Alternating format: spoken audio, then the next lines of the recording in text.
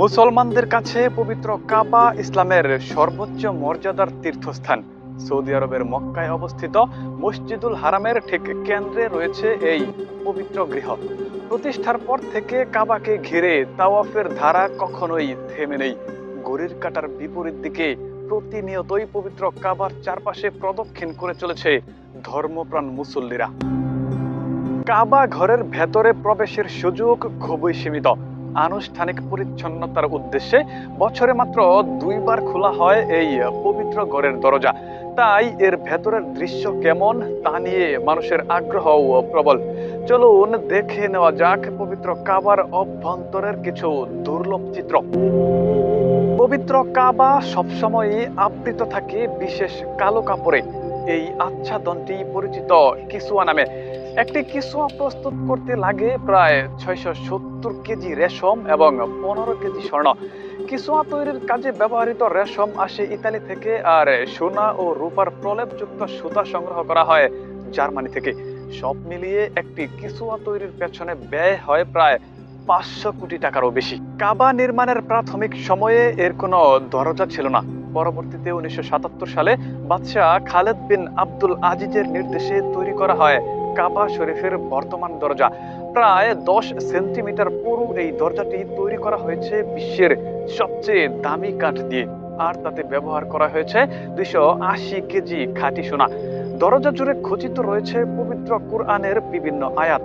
আর কাবার চাবি সংরক্ষণ ও বহনের গুরুত্বপূর্ণ দায়িত্বটি ইসলাম পূর্ব সময় থেকেই একই পরিবারের সদস্যরা প্রজন্মের পর প্রজন্ম ধরে পালন করে আসছেন। কাবা শরীফের ভেতরের একটি অংশে রয়েছে বিশেষ সোনার দরজা, যা বাবুত তাওবা নামে পরিচিত। এই দরজা দিয়ে কাবা শরীফের ছাদে ওঠা যায়। তবে কাবা নির্মাণের শুরুর দিকে এর কোনো ছাদ ছিল না। পরে কুরাইশদের সংস্কারের সময় এতে ছাদ যুক্ত করা হয়, আর স্থাপনার কাঠামো আরো শক্তিশালী করার জন্য পরবর্তীতে নির্মাণ করা হয় অতিরিক্ত আরো একটি ছাদ। পবিত্র কাবার অন্দরমহলে রয়েছে ইতিহাসের নানা স্মারক। এর মধ্যে উল্লেখযোগ্য 3টি স্তম্ভ, যা স্থাপন করেছিলেন আব্দুল্লাহ বিন জুবায়ের রাদিয়াল্লাহু তাআলা আনহু। পরবর্তী সময়ে এসব স্তম্ভে যুক্ত করা হয় স্বর্ণের কারুকাজ। স্তম্ভগুলোর সঙ্গে ঝুলছে বিভিন্ন ধরনের প্রদীপদান, যেগুলো বিভিন্ন সময়ে রাজা, বাদশাহ ও বিশিষ্ট ব্যক্তিদের উপহার হিসেবে কাবা ঘরে এসেছে। কাবার ভেতরের দেওয়ালগুলো সবুজ ও সাদা মার্বেল পাথরে আবৃত। সেখানে সুগন্ধি সংরক্ষণের জন্য রয়েছে একটি মহামূল্যবান বক্স।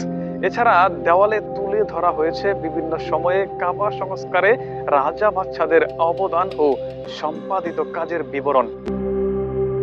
পবিত্র কাবার ভেতরে বিশেষভাবে চিহ্নিত করে রাখা হয়েছে সেই স্থান যেখানে রাসূলুল্লাহ সাল্লাল্লাহু আলাইহি ওয়াসাল্লাম নামাজ আদায় করেছিলেন। এর পাশের দেওয়ালে মার্বেল পাথরের উপর কুফি লিপিতে খোদাই করা রয়েছে কালিমার মনোরম ক্যালিগ্রাফি। মুসলিম উম্মার ঐক্য ও সংহতির প্রতীক এই পবিত্র কাবাঘর। একসময় সপ্তাহে 2বার এর অভ্যন্তর দেখার সুযোগ থাকলেও বর্তমানে সেই ব্যবস্থা আর নেই। ফলে কাবার ভেতরের দৃশ্য দেখার আকাঙ্ক্ষা পূরণে অধিকাংশ ধর্মপ্রাণ মুসল্লিকে ভার্চুয়াল ভ্রমণের উপর নির্ভর করতে হয়। মুক্তাকিন হুসাইন, দ্য লিজেন্ড নিউজ।